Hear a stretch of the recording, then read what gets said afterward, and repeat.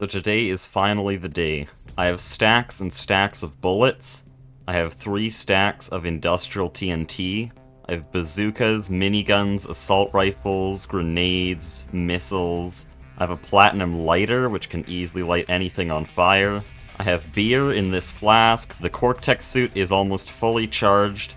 And I have their location. On the map over here, I can see they have a sizable city on my continent, southwest of my base, and it is time to completely destroy it. The goal is simple. Leave nothing remaining, blow up every bit of infrastructure they have, and leave no one behind. I don't want them to have a chance to come back to my base ever again, because the best defense is just killing all of your enemies. Okay, there's their base. Gonna activate night vision. Gonna drink up on beer. And now we go. They're barricading. I'm blowing this open.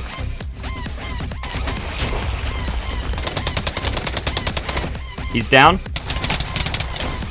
He's also down. Okay. Bomb everything.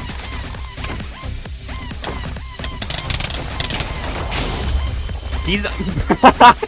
he just got destroyed. Okay, blow up absolutely everything. They have a huge city. I just need to get this all. Where's their factory? I see names here. Oh, here it is. I'm drinking more beer. This is their bunker. I got their beds. I think they're gone. I'll smoke them out here. Oh, that dealt more damage to me than it probably did to them. Doesn't matter, they don't stand a chance. Why does he have glass? I think I've wiped them. Okay, they have been progressing. What did they have? There's a pump there, so they had steam machines. There's still a guy left. This minigun is so powerful. Okay, I'm gonna deal the last little bit of damage to make sure nothing is left behind, and I think we're done here. Mission success. Welcome back again to part 15. Last time in Terra Firma Greg, I built this gigantic ore processing chain to extract platinum group elements from chalcopyrite, which I then processed in this new smelting system to create the components needed for Cortec armor. This armor allows me to run and fly at extremely high speeds, dive in lava, see in the dark, fall from any height, and makes me practically immune to most forms of damage. I then used this armor along with 128 TNT to finally send the Arnians back to the Stone Age by turning their base into a crater, making up for what they did in episode 12. So now, let's continue.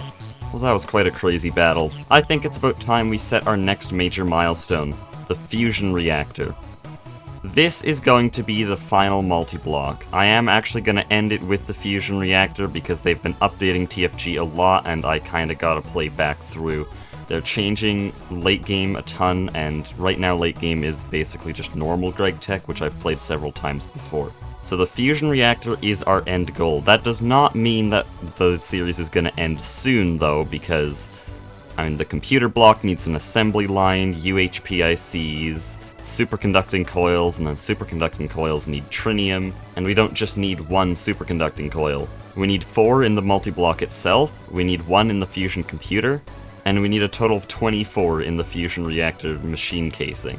So the road to fusion is very long. I do want to get the assembly line by the end of the episode, but this will need quantum circuits, it will need laminated glass, and also we currently do not have enough power, so I think we're going to get the extreme combustion engine, which will have to run off of gasoline. But we're not just going to do regular gasoline, because that's kind of boring. We're going to do high octane gasoline, which is twice as good, and honestly not too difficult to make.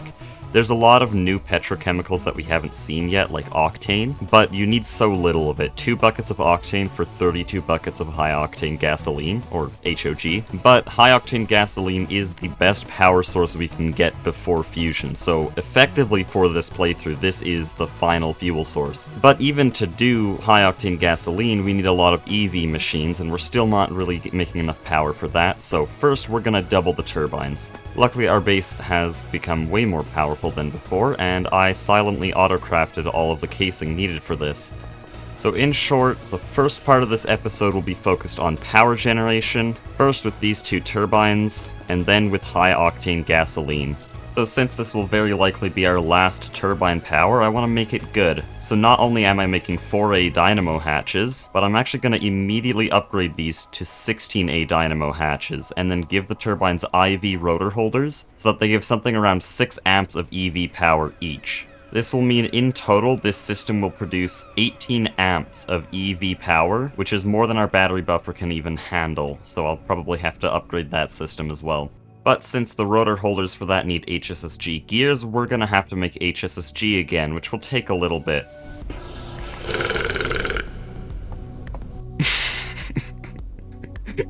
My quantum suit just ate 16 rotten flatbread sandwiches and gave me hunger 2 for a minute and a half. Oh, that's just great. I love the quantum suit. But with those done, we can install the new rotor holders, put in some new chromium rotors, and then hook these up to nitrobenzene. So now with some uranium triplatinum superconductors, we now have 2 new turbines, though the top ones are a bit glitched because these turbine rotors are not animated for whatever reason. But they are working, and we now have way more power than we need. It can do up to 10,000 EU a tick, which is 5 amps of EV. So this whole thing is 16 amps of EV being put into this 16 amp battery buffer, and now the cables are our bottleneck. So with just this quick upgrade, we have a very consistent 12 amps of EV power being carried across the entire base here, and I can extend this cable as much as I want because there's no more resistance on it. Additionally, we have way more power than we actually know what to do with, and so I'm gonna remove all these old HV turbines and run the HV system on these giant turbines. This will convert 4 amps of EV power into 16 amps of HV power, which will actually mean this is a more reliable system than the turbines before it. And so now with some larger cables, we can connect this to the battery buffer, and these batteries will stay charged forever. And now the whole base is running off of this battery buffer, supplied by 4 large gas turbines, being supplied with a ton of nitrobenzene. This thing filled up while we were attacking the Arnians, and everything's saturated. We have so much nitrobenzene. I actually moved the oil refinery onto nitrobenzene as well. It's no longer using regular benzene. And yeah, we're actually going to come back here now because this system is already a bit outdated. We're using chemical reactors instead of oil crackers. That actually means we're missing out on half the material we could be making. So not only will we replace all of these with proper oil crackers, but we need another oil distillation setup to produce Octane, because Octane is made with lightly hydrocracked light fuel, and we're currently making severely steam-cracked light fuel. And I don't want to just switch the system because this does make a lot of useful things. So we're going to have 2 oil refineries. But first we are going to replace these chemical reactors with oil crackers. I've already rearranged this area a little bit to allow for oil crackers to be right here, and we'll share this stack of oil crackers with the oil refinery over there. So for both oil refineries, we're going to want 5 oil crackers. We'll want 2 for steam-cracked heavy fuel, 1 for steam-cracked light fuel, which we're already doing there, 1 for steam-cracked naphtha, which we're already doing there, and another one for lightly hydrocracked light fuel, which is what we need for Octane. And we're doing 2 for heavy fuel because there's a lot of heavy fuel. And having 2 oil crackers isn't actually enough, so both of them are going to have to be EV, which is why I'm crafting so many HV energy hatches here. So we can turn all of these resources into 2 steam-cracked heavy fuel crackers, 1 steam-cracked light fuel cracker, 1 steam-cracked naphtha cracker, and 1 hydrocracked light fuel cracker. This one's the most important because this gets us lightly hydrocracked light fuel, which gives us Octane.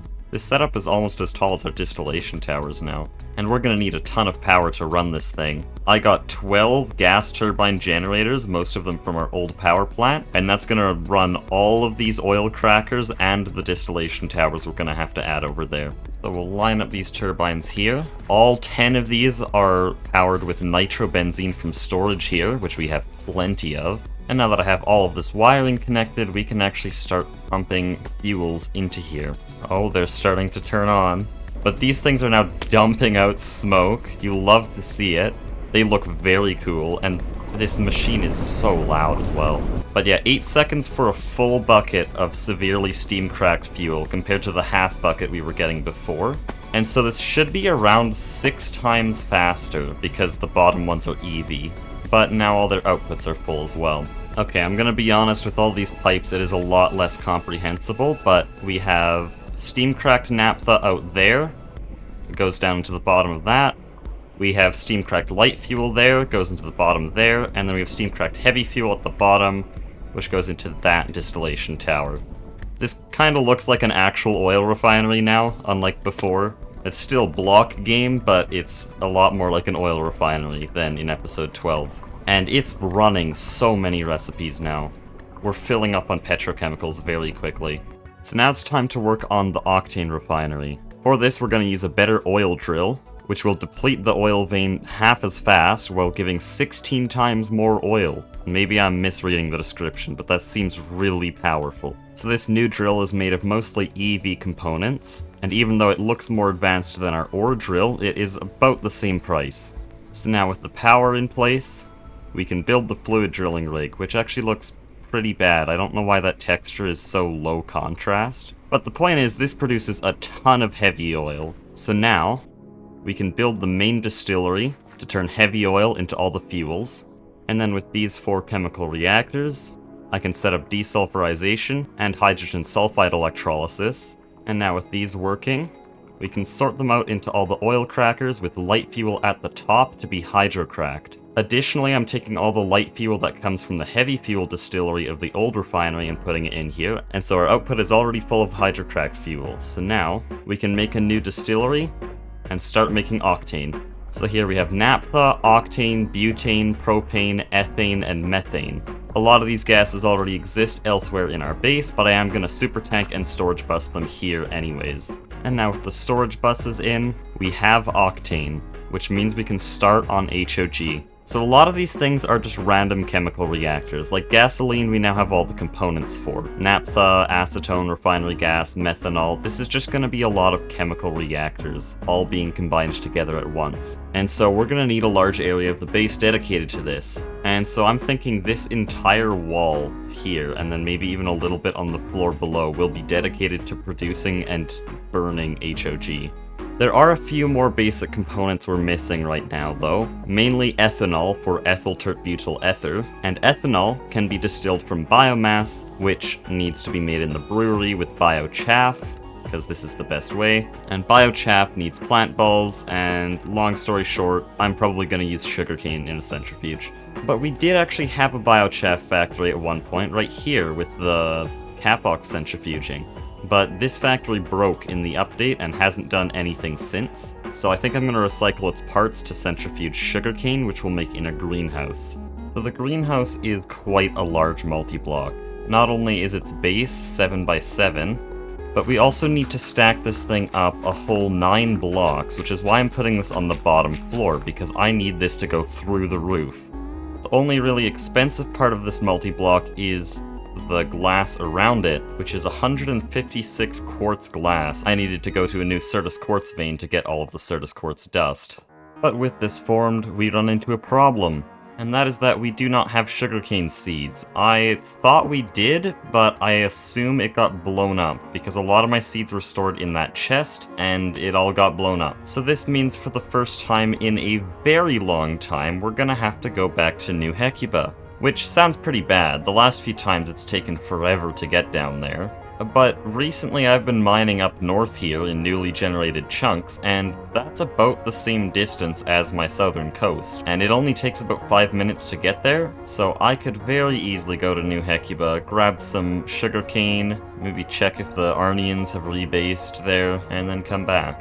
If I was willing to spend more time on this, I would probably get a plane, because planes are really fast. I think with the best engines, which I can get now, a Scarlet biplane could go about twice as fast as I'm going now, but I really don't need that.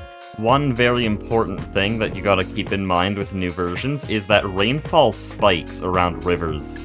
And so if you're looking for Capoc like I did, you have to go south and then just find a river. Because right here, even though this is a very dry area, 340 millimeters of rainfall. Coming up pretty close on some familiar territory. I guess I never blew this up. So this colony is still in Arnian hands. It doesn't seem like they ever used this colony. They just took it from me and left. Apparently when I blew them up, they decided to go to my continent when they had a perfectly fine base right here. But yeah, the start of this episode was not the first time I did this. Once this base was destroyed, they sacrificed everything to try to take me down, which is concerning because they're probably still trying. Place is in ruins. Anyways, enough of that. We have 24 sugarcane seeds, which is more than plenty, so let's head back now. Oh wow, I hit the bottom. Absolutely zero nutrition. I started the episode at 1,600 health, and my Quark Tech helmet has brought me to 200 health. Let's fix that. But after playing in a TFC event a while ago, I've learned a lot about making more nutritious food. You never thought you'd see me actually make a good sandwich. Oh no, pumpkin chunks are not valid. Okay, then we'll just do garlic. We'll do garlic and pork, which is what I've been mostly living off of so far. There we go. And just one of these can increase my health by 100, so we can fix what the Quark Tech suit did to me. So now we have the sugarcane seeds, and we have a functional greenhouse here, so I can put sugarcane seeds in this input bus. We have water here, and I think we just need a circuit. So in these new versions, this thing actually has a perfect overclock now. So instead of taking 1,800 seconds, it's taking 112 seconds. Why I'm choosing sugarcane, by the way, is because it gives us a renewable source of sugar. And so I can make jam, and gelled toluene, more importantly, and a bunch of nice foods. Bread as well. I've been currently making sugar off of centrifuging birch logs, but I don't like doing that, and this is renewable. And I decided that we should probably automatically crush these plant balls, so we can use an HV macerator here. This only uses MV power because of the way macerators are. So now we have this centrifuge, taking sugarcane, turning it into sugar, and plant balls, which are crushed in here to get biochaff. So now what we're gonna do with this biochaff is put it in a pyrolyze oven on circuit 2 to make a bucket and a half of fermented biomass, and distill it in a distillation tower to get all of these. Originally, I was just gonna take normal biomass, but the fact that methanol is in here, which is also used in gasoline, I think I should distill both, and then we deal with ethanol and methanol at the same time. So the first step in this biomass distillation is actually making it in the pyrolyze oven. Now, we haven't made a pyrolyze oven in quite a long time, and since we last did one, it has become very easy, which is the case with basically any multi-block I build nowadays. So for this thing's resources, we're going to use a interface here, which will be taking water and biochaff from storage, and in only 5 seconds it'll make a bucket and a half of fermented biomass, which skips the fermenter step as well, which is why we're using a pyrolyze oven in the first place. And to save on stainless steel, our 2 distillation towers will be multi-block sharing with the liquid oxygen ones. But since these are very cheap power-wise, even though these are both HV, they're not even going to use a whole amp of HV. And so we can stack these right up to those old liquid oxygen distillation towers, and then an extra 2 blocks. And then we can just pipe in the fermented biomass and get all of those wonderful chemicals. And so, like all the other factories we're going to be building today, we'll throw everything into super tanks and storage bus it all. And so the next thing is the chemical reactor spam. We'll start with the core of this, gasoline. The first part, raw gasoline, has to be done in a large chemical reactor, but then we can go straight into a single block HV chemical reactor because 0.5 seconds is fast. And then after that we'll need another chemical reactor for ethyl tert butyl ether. I'll probably use a large chemical reactor for speed here. And then nitrous oxide will be a single block because that's fast, and then octane and toluene we're already making. So we have our work cut out for us, and we have a lot of chemical reactors to make.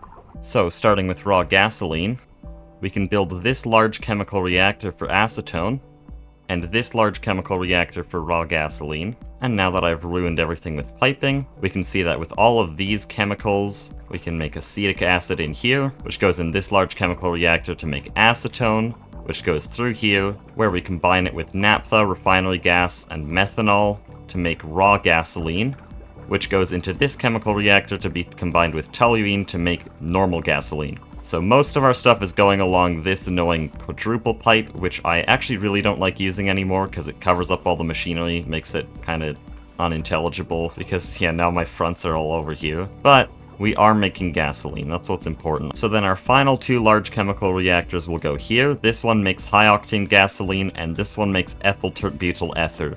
So we're putting the high-octane gasoline LCR in the middle, so that we can have all of our normal gasoline converge here and our ethyl tert butyl ether come from there. And then we can have an interface there and an interface there to supply all the chemicals. And so now I have 2 more chemical reactors here. This left one will be doing ethyl tert butyl ether. And so then we can output that directly into this quadruple input hatch, which will have everything for high octane gasoline. This thing will carry toluene, nitrogen, octane, and oxygen. Octane and toluene will go directly into the HOG chemical reactor, and oxygen and nitrogen will get turned into nitrous oxide. And so finally, this means we're making high-octane gasoline. And this was actually surprisingly simple to set up. I'd put it about on the same level as epoxy resin, I've just gotten a lot better. So as usual, we can throw this into a super tank and let the factory run. So I've left this running for about 10 minutes, and it's already made 2,000 buckets, but has already burned through all our octane, so it will be a lot slower than it was earlier. But now we need to burn this HOG, and we're going to do this in the extreme combustion generator. This thing can be overclocked with a liquid oxygen to provide 4 times the amount of power at only 2 times the fuel consumption, meaning this thing will produce 4 amps of insane voltage at 200% efficiency. But it needs a lot of tungsten steel. We need tungsten steel gears here, we need tungsten steel machine hulls, we need tungsten steel casings, tungsten steel machine vents, and so I've spent the last little bit smelting up a ton of tungsten steel. We have so much of this stuff. And so with that I can autocraft absolutely everything for the extreme combustion generator, and then simultaneously start working on all the casings. So now with all the other materials, and the combustion engine itself, we're gonna build this thing right next to the HOG factory, for convenience. This thing will actually need 3 inputs, though I have a quadruple input hatch for lubricant and HOG. So we're actually going to have 2 inputs here. Like I just said, this is going to have lubricant and HOG because it uses 1 bucket of lubricant an hour, so I really don't need much. And then this is going to have liquid oxygen to overclock the engine. So now in this entire multi-block, we are only missing the dynamo hatch. And this dynamo hatch, we actually have everything for. Oh, no we don't. No, I take that back immediately. No, HPSEs. Holy. Right, okay. So the 4A dynamo hatch, of course, needs a dynamo hatch, which needs an insane voltage coil, which we can make in our IV assembler, tungsten spring, it's just tungsten, and HPICs, which need to be made in an IV cutting saw in the cleanroom. We currently do not have the ability to put that much power in the cleanroom, so I will either have to drag the EV cable over here or move the cleanroom. So yeah, I've made my decision. I think we are gonna move this cleanroom, make it a lot bigger. It'll probably be like 5 blocks tall, and then we'll push it another few blocks in each direction so that we can start fitting large machines in there. But this will need a lot of plascrete, which needs a lot of steel, which means I'm gonna take out of our gigantic cast iron supply and throw it all in this EBF, which probably shouldn't exist anymore. It's been sitting here since episode 6, and I still use it for steel. So for a cleanroom expansion this big, we will need 33 filter casing, which needs a ton of zinc and steel. Steel is sort of just going right now, it'll take time, but zinc we're actually out of.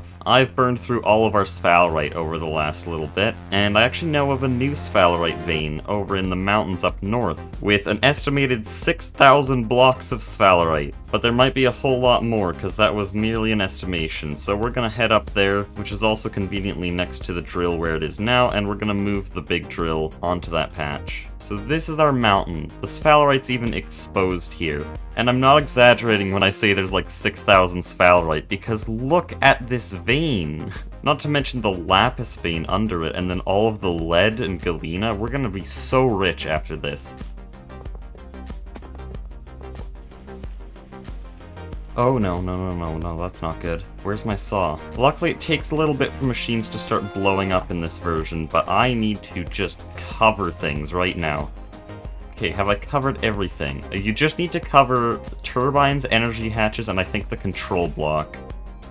So I think I'm good, but that was scary. Okay, this is a bit excessive, but we have super chests for every possible thing this drill could pick up on both sides, and then I have a bunch of chests made from random logs I found on New Hecuba, and this will deal with the trace amount of ore in the top left corner here from the amethyst vein, but I think this can clear out the entire mountainside and pick up so much sphalerite. So now back to base for the cleanroom upgrade.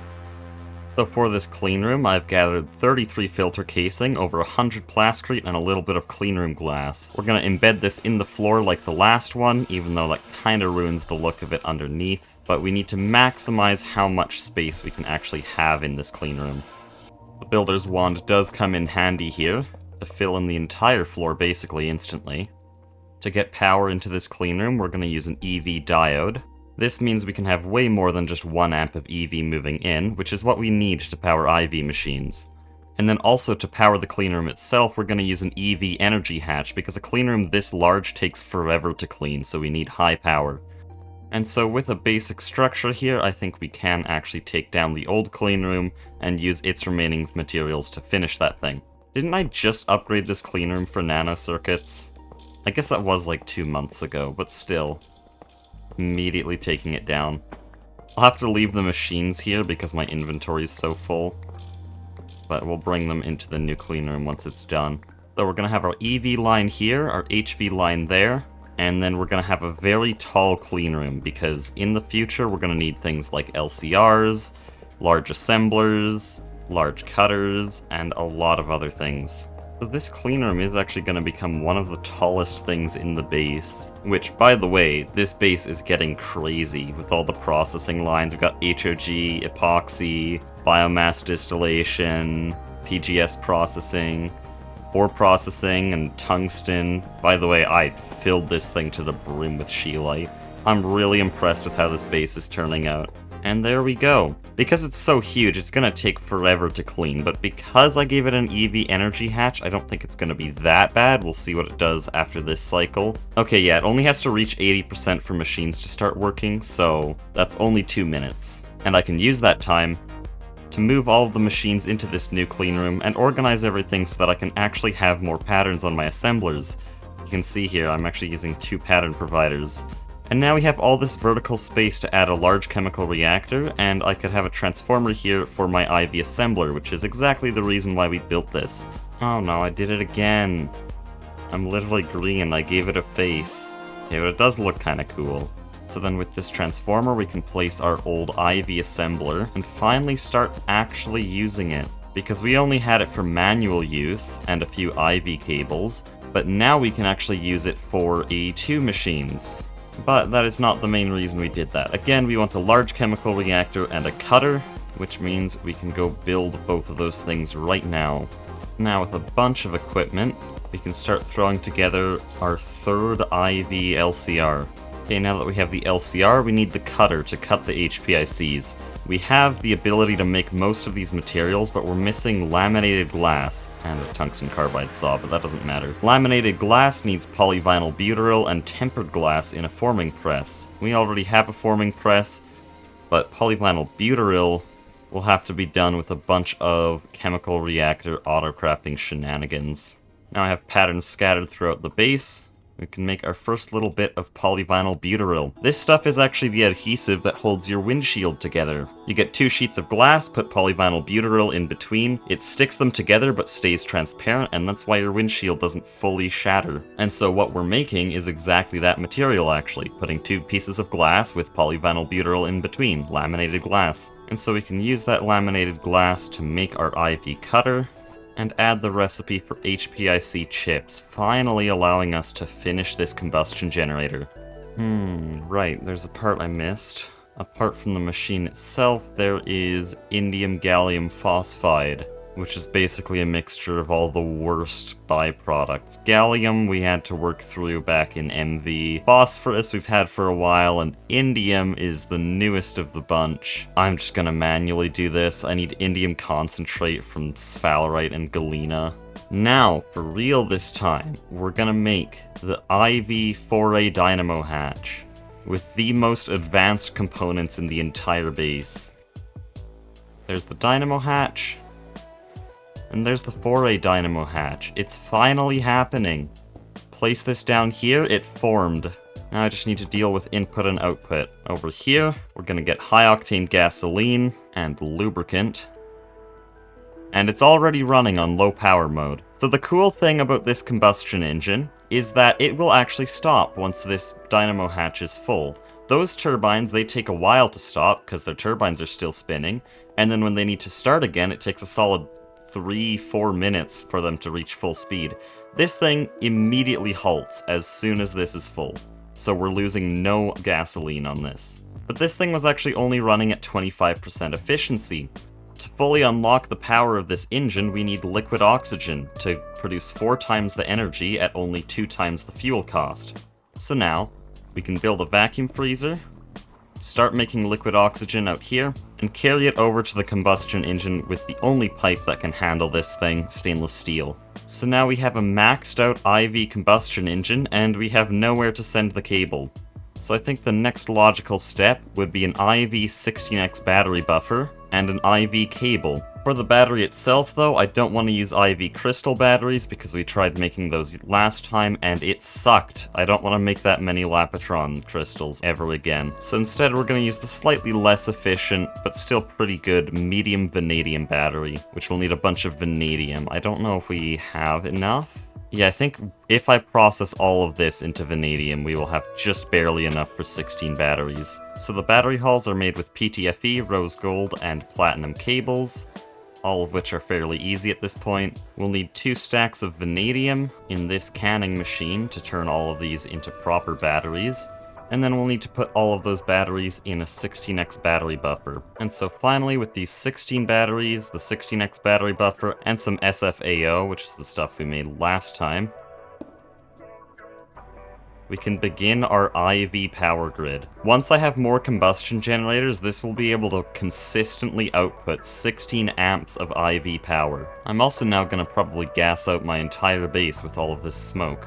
But of course now comes the question, what are we gonna do with this ridiculous amount of power? Well, we're gonna run IV machines, and not just the IV machines that we need for progression. No, our benders and our wire mills are getting very old. Half the crafting time is spent just waiting for them to catch up. And I haven't upgraded them yet because we are going to have a permanent upgrade now unlocked with the alloy blast smelter.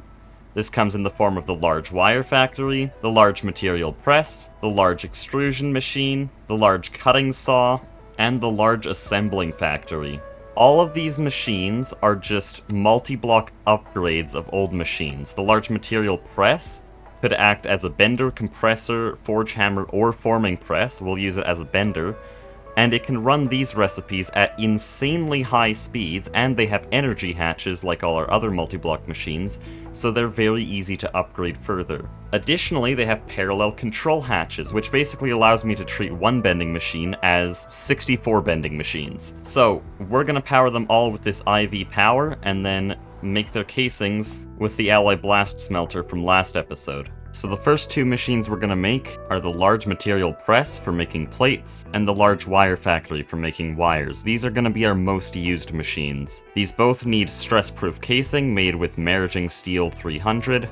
For both of these machines we'll need to make 9 batches of Merging Steel with all of these dusts, and it can only be made in the alloy blast smelter. It does take 300 seconds per recipe, but it's making 24 ingots at a time, so it's not that bad. In the meantime, we're going to work on all of the machines needed inside of both of these. In total, we'll need around 14 motors, but I always like to round up to the nearest power of 2, so we'll do 16 motors. And most of these are going towards the material press, with its bender, compressor, forge hammer, and forming press inside the control block. The wire factory is basically nothing compared to that. Then of course we'll also need 5 IV machine hulls, we'll need to turn 9 of our motors into pistons, and then we'll also need 12 IV circuits, which apparently is missing tantalum ingots. I did not teach the system how to smelt dust into ingots, even though I have a pattern provider here, but still, using nano circuits makes this relatively easy. And while we were working on that, the merging steel has finished, and we can now dump it in bulk into our benders. And then once those are all done, we can throw them in our casing assembler to slowly make all of this stress-proof casing. Then back to the machines, it seems like everything's done, so I can make the bender, the forming press, the compressor, the wire mill, and I would make the forge hammer, but our black steel anvil was melted down in like episode 5, and so I have to make 14 black steel. It's gonna be nothing like the original black steel anvil, because this stuff is so cheap and fast now. crazy to be making an anvil again, but that was cheap. And then there's our forge hammer. So we can make our material press control block and our wire factory control block. And then to save on resources, we're going to place these right on top of each other to share their bottom level. I guess you can't show two multi-blocks at once, but you get the idea. And so after a little bit of extra crafting, I believe I have everything to make these machines a reality. Maintenance hatches will go on the back as usual, fill in most of the floor, and then I think I'm going to have my input and outputs around here. Gearboxes go in the middle, and then we can cover the entire top here. On the wire mill, our input and output will be in the middle here. Gearbox there, and then fill that in like so. Now, this looks completely incohesive right now, so let's get a few of the hatches on. And so this thing's inputs will be there, this thing's inputs will be there. Might as well share an output bus. Get our energy in there. And the material press actually formed. The wire mill doesn't want to because I messed up somewhere. Why did I put energy hatches there? Fascinating behavior. That's more like it, and I'm still missing something. There we go. And so then we can set these all to distinct buses, which means that any input in here will only read the circuit setting of that slot.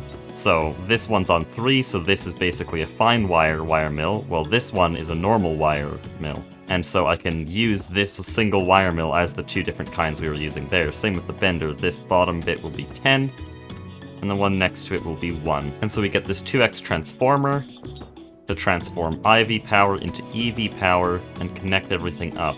And while we're not done, I can use the bender to give you an idea of how fast this is. It burns through ingots so fast. But I said that this thing would be doing 4 items at a time, and it would if I had a parallel control hatch. The reason I haven't done this yet is because each of them need 4 LUV circuits, an IV sensor, and an IV emitter. We will still be doing this, it just feels like it should be a separate project because I'm missing a few components. So that is our next step, but I am going to hook those up now. So there we go. Our first large machines are now working. And so since the parallel control hatch is next, we might as well craft 2 IV machine hulls to show this off. This thing's running the tungsten steel plates, 0.35 seconds. Actually insane. And there it is. So for both parallel control hatches, we will need 22 IV circuits, most of which, 16 of them, will be turned into LUV circuits. And so 22 IV circuits uses 44 EV circuits and 44 HV circuits.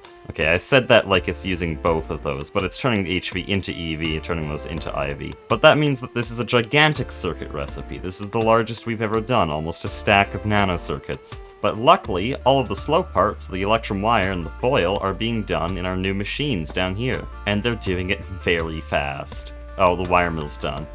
Got enough IV circuits to get 2 IV sensors and 2 IV emitters. Meaning what stumped us last episode is now done in here. We're still waiting on those LUV circuits though. They're gonna take a long time. Not because there's a lot of processing that has to happen, but just because the circuit assembler is not fast enough. I didn't show this at the start of the episode, but I collected a bunch of fruit tree saplings from across the world and planted it in an orchard. What I didn't know then is that 36 saplings is a lot. This is impossible to harvest, and in 0.10 they added a berry basket, which can do a whole tree all at once. That's amazing. Can't do that here.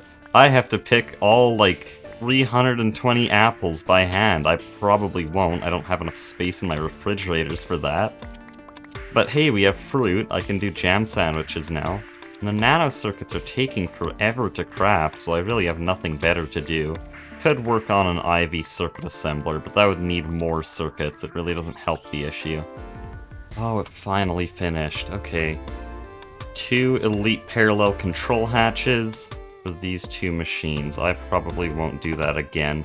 Actually, that's the opposite mentality I should have. The fact that took so long means that the factory must expand. So what we're gonna do is we're gonna make an IV circuit assembler, which is literally just missing an emitter, which I have everything for. That's hilarious.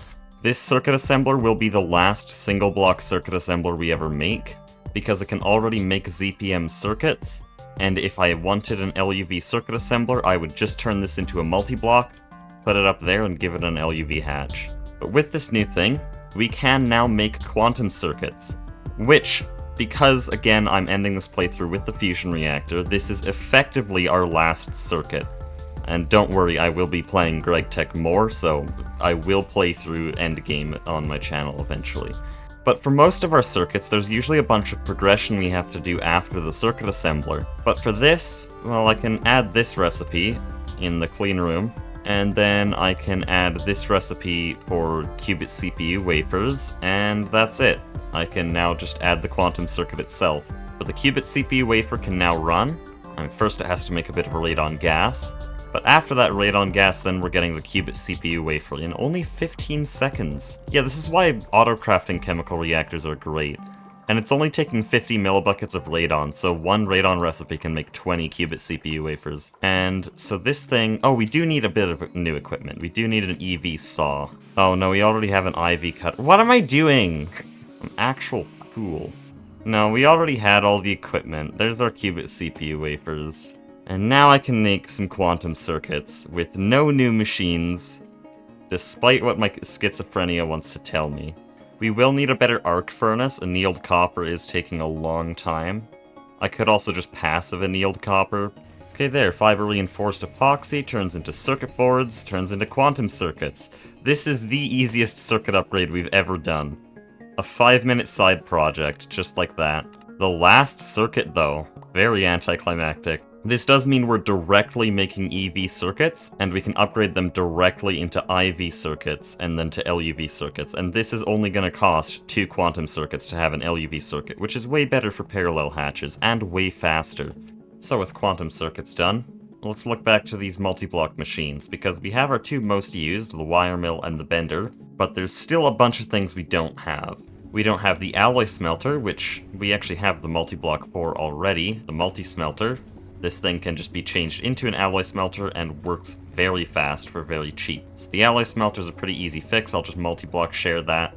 Then the lathe. The lathe is a bit more important because we make a lot of things with this, including nether quartz rods used in glass cables, and this takes forever. But also things like steel rods, neodymium rods especially, these take forever, so we need a new lathe. We also need a new arc furnace, though I don't think I'll do a multi-block arc furnace. And then we also need a new assembler, because we have an assembler here, we have an assembler here, we have an assembler here, and then we have the cleanroom assemblers, which I'll keep. But all of these, HV and MV, these are all to like cover cables and make casings and stuff. We need a new replacement. So the 2 highest priorities would probably be the assembler and the cutter. And those come in the form of the large assembling factory, and the large cutting saw, which can act as a cutter or a lathe. And we're going to use it as a lathe. So this once again means a lot of IV components. The large assembler is particularly bad because the IV assembler in it needs 10 IV motors, and then I need another 10 on top of that, so just this one machine is 20 IV motors. And then the cutter needs 9 motors, which I'll just round up to 10, so 30 motors. Oh, we can just do that. Geez, my tungsten stockpile's so good now. On top of the 30 motors, the assembler will need 6 IV circuits, and then the cutting saw will need 9. And so we round to the nearest power of 2 and make 16 IV circuits, this time quantum, because quantum circuits are cheap and fast. Oh, and I actually forgot, I do need the casing itself. So the assembling casing's made of stellite, which is all of these materials, and the cutting casing needs hastelloy, which is made like this. And now with those smelting, we can make the IV assembler, the IV cutter, and the IV lathe. So then that means we can get the large assembling factory and the large cutting saw immediately. Okay, I'm glad I make everything all at the same time. So these 2 machines will be going here and here, just across from our other multi-blocks. And while those casings are being made, we can work on the 8 LUV circuits in the parallel control hatch.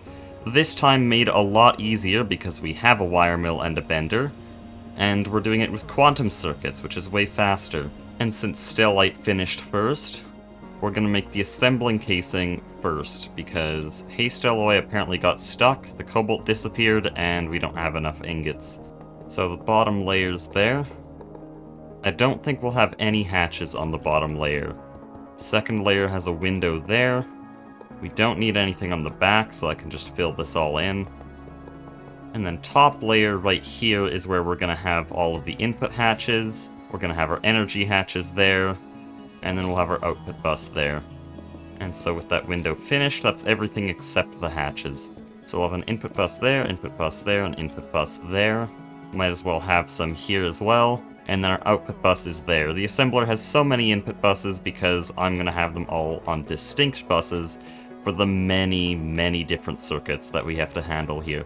And now this is finally done. So we can make the IV emitter and IV sensor for our third parallel control hatch.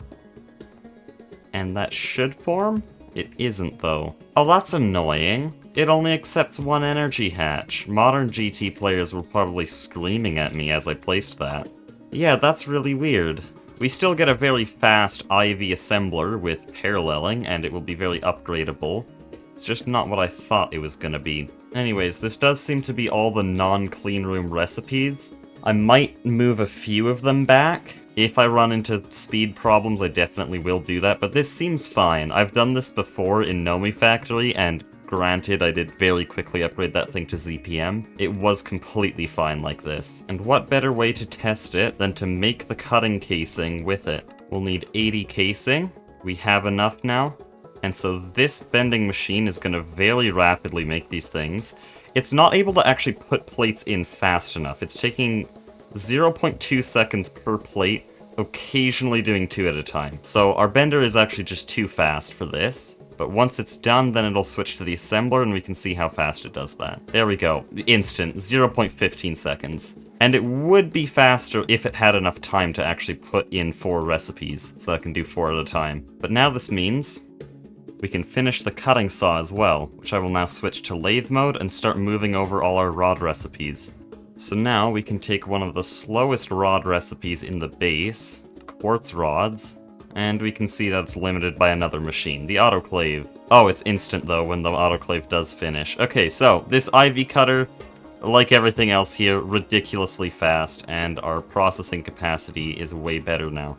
And so now with these, there's only one last machine I want to get, and it's a large extruder, because we've been running off all these MV extruders for a very long time. And these are literally the lowest level extruders. LV extruders don't even work. So it's about time we get a better one, and so we're going to get a multiblock extruder coming off of here because it has the same casing. And then we'll give it a bunch of hatches for all of its shape plates and begin progressing to LUV. But first we have to address a problem that has been creeping up on us for a very long time. We are completely out of titanium. Originally we made titanium by processing gabbro and centrifuging it, but here you can see there's no titanium. Instead, the titanium output has been replaced with rutile dust, and rutile dust has to go through a chemical chain to become titanium tetrachloride, and then that smelts into titanium. So since episode 12, we have not made a single piece of new titanium and have been living off of a buffer, which has now gone dry. So what we now have to do is backtrack a little bit and make a titanium tetrachloride factory, even though we probably should have back in HV if we were doing normal progression. But because I want to be power efficient, I want the blast furnace for this factory to use RTM alloy coils, which will allow a perfect overclock. And the best way to do that would be to steal these coils. But we can only do that if there's a replacement, so we're gonna replace these coils with HSSG. And so while these HSSG coils are crafting, let's build the factory. We're gonna be building this factory down on the passive floor. We'll be transforming from EV to HV here, and from HV to MV here, for our 2 electrolyzers. And then we'll put our chemical reactor there. And with some piping done, we can build a blast furnace there, and a vacuum freezer here. Then the only thing we need to import is rutile dust, which will go into this chemical reactor and take 10 seconds to make titanium tetrachloride and carbon monoxide. The titanium tetrachloride goes in this input hatch, and the carbon monoxide goes in here, oxygen goes out the front, carbon goes back in, carbon is infinite, and we get the oxygen back in storage. Then we can put magnesium in here, and the magnesium takes the chlorine off the titanium tetrachloride and gives us hot titanium ingots and magnesium chloride. The magnesium chloride goes in here to be turned back into chlorine to cycle back in here, while the hot titanium gets frozen and gets sent right back to storage.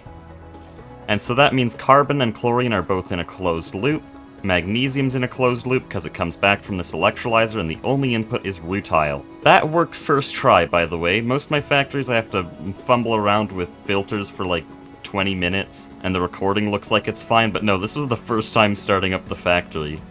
And everything's very fast, so we should get titanium every 10 seconds now. It is a bit expensive though, it is taking 2 amps of EV right now. Now we can work on that extruder. The extruder once again needs stress-proof casing, which needs marriaging steel, which is actually why we made the titanium factory. We need titanium in that alloy. So we'll need a stack and a half of iron, 24 nickel, 12 cobalt, 6 titanium dust, and 6 aluminum dust.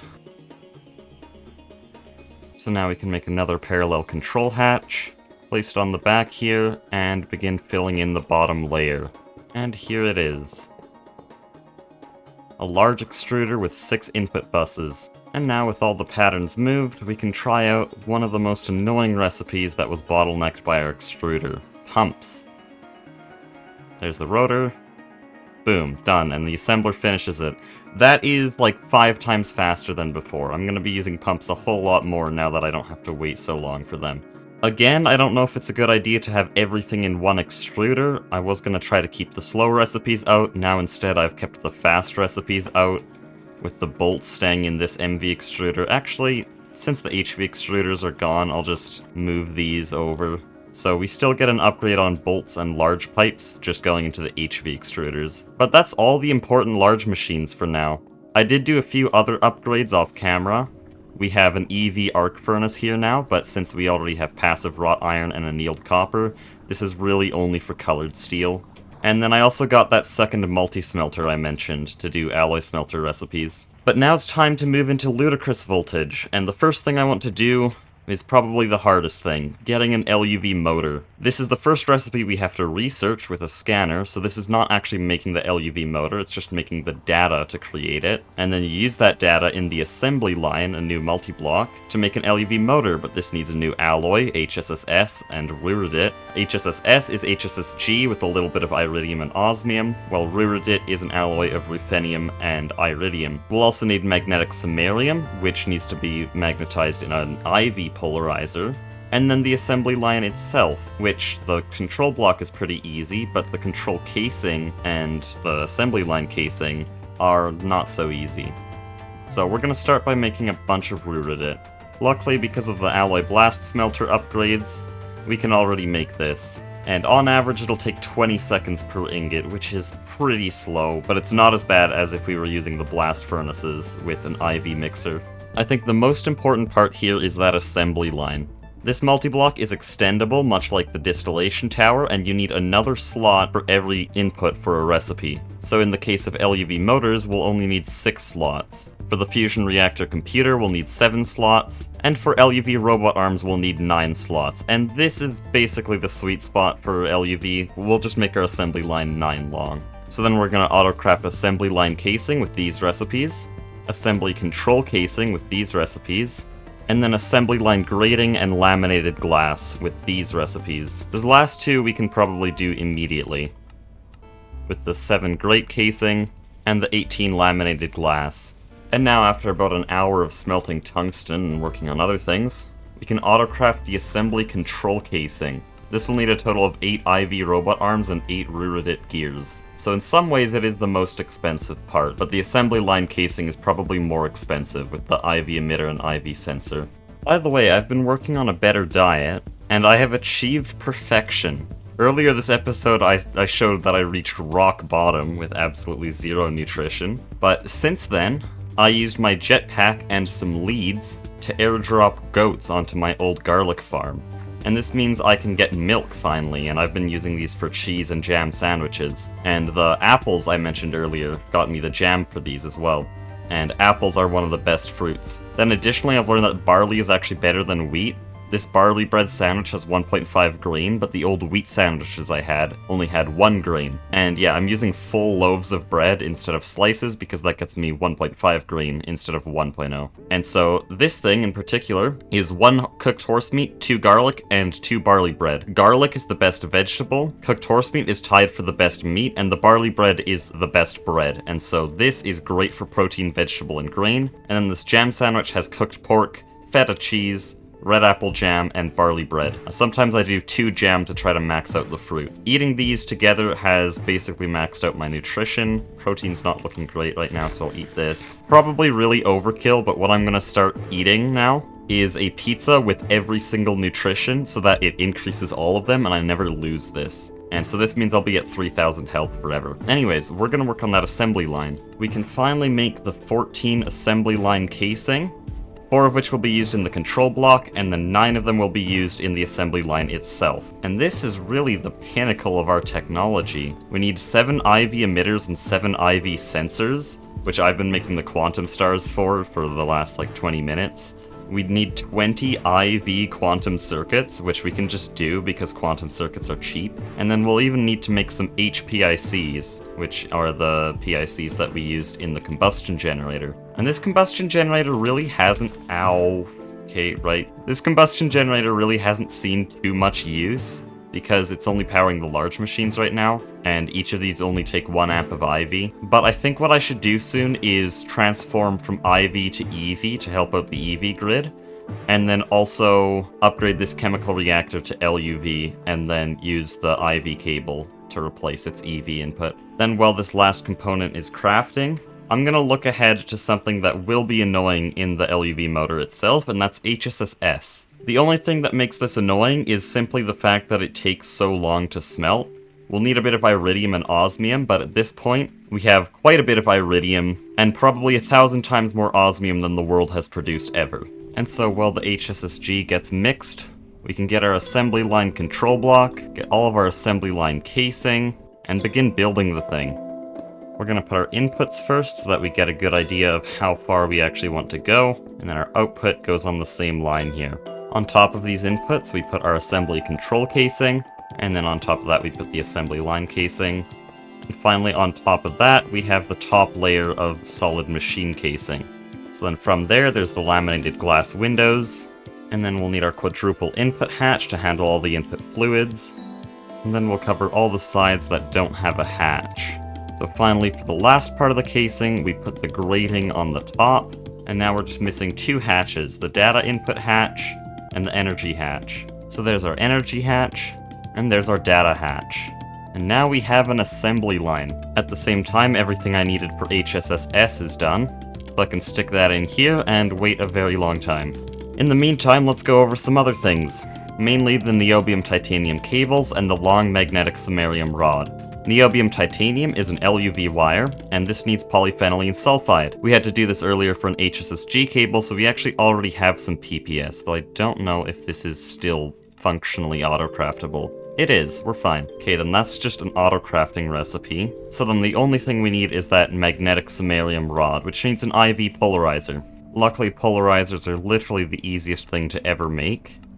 Don't know why that happened. And so I can quickly auto-craft all the components, move over a pattern from the old polarizer, and set this new one up where we used to put our assembler. Samarium itself is supposed to be difficult as well, but we already upgraded our coils to HSSG, and we extracted this stuff from rare earth to make samarium iron arsenic oxide. So once again, we've beat the game's expectations. And so now with a few simple recipes, magnetic samarium rods are done. And the last thing we need out of all these things is automating the assembly line, because I'm not going to manually craft our first LUV motor. And the assembly line is unlike any machine we've used before, because everything we've done so far uses 1 input, or maybe the machine is the input, but this is a multi-block machine. This machine, this one in particular, has 9 inputs, each of them with only 1 slot. We have to distribute all of our items between all of these in the correct order without repeating, and in the case of the LUV motor, because this is 6 slots going into a 9-long assembly line, we have to leave the last 3 empty. And I barely know how to do this, so we're gonna get designing now. I have watched a few tutorials, not all the way through, just to get some ideas, and I know one thing. We need covered ME cables with dye. And because they're my favorite colors, we're gonna use orange and purple dye for these cables. So then the next thing I know we'll need is storage buses, a lot of them, and then 2 interfaces to go with. We're gonna make something called a subnet. We make a separate network within our AE2 system that isn't connected to this storage system, but still has power from it, and this network is only going to be the assembly line. So we're gonna use storage buses to treat each input bus like a separate one of these super chests, and then we're going to have an interface at the start of the subnet so that storage can dump a bunch of items in, and it'll distribute between the storage buses and hopefully organize it. I haven't thought out the details, but I know that this is the normal way to do it. But this is very quickly going to turn into a mumbo-jumbo video. So at the start here, we're going to have a pattern provider going into an interface. This orange cable is going to be part of our main network, while the purple cable is the subnet. This is why we use separate colors, because they don't interact with each other. We need this orange cable so that we can access the output bus at the end here with an interface like that. Then these storage buses will link these all together. To get power to the subnet, we use a quartz fiber, which doesn't transfer channels, but it transfers power. So this network is still separate, but it takes power from our base. We're going to try to craft one LUV motor. We have all the materials. It'll process our HSSS and rerouted it, and now it doesn't know what it's doing. Okay, so what I can get from this is that it's scheduled, but it can't reach the machine. So it hasn't tried to start crafting, hasn't sent any items. It cannot reach the machine. And I think that's just because it cannot push through the front of this interface. And so I'm going to try turning this into a block interface. We can try rescheduling the recipe. It still can't access it. Okay, here's another idea. I don't fully understand storage buses. And so what happens if I go like this? Oh, I just realized something. That might actually be the entire problem. Yeah, the original design would have worked, I just didn't have the input hatch accessible. So it did put everything in. I'm gonna do something to help this out. If I set these all to report inaccessible items, then I can actually see the items from within, so I can have my terminal for the subnet, and that is really weird. What? But other than that, that looks perfect. Oh, I completely forgot the data stick. So this entire system worked first try, and I just forgot a storage bus. Wonderful. I think crafting multiple things will bring up a lot of issues, but I'll figure those out as I go. So right, I did forget about actually getting the data, which we have to do in a scanner. Don't know why there's a quantum circuit there, but there's our EV scanner. Put it down here on the EV line. And then as a template for it to scan, we need an IV motor. And then to store the data, we need a data stick. And that just works, 45 seconds. Again, I'm a bit in the dark for how scanners and stuff work, but it's also Greg Tech, so I should be able to learn it pretty easily. So finally, with our best magnet and best alloy and our best assembler, we can put in our data stick, and we're crafting our first LUV component, and the animation's ruined. What? Is that only Nomi Factory? There used to be a, laser thing that would go across. I might be wrong, but we still have some animation. And once it finishes, yep, auto-crafting complete, because it went through that interface, and we have it right here. An LUV motor, and this unlocks a whole new world of opportunity. And like I said at the start of the episode, the fusion reactor is the end of the series, so LUV is essentially our final tier. So this episode, we expanded the oil refinery, added a biomass distillation factory, and used both of those things to get an extreme combustion generator with a 16A IV battery buffer. This has now allowed us to upgrade our processing capacity by about 30 times with all of these large machines, and finally enter LUV. So thank you all for watching, and God bless.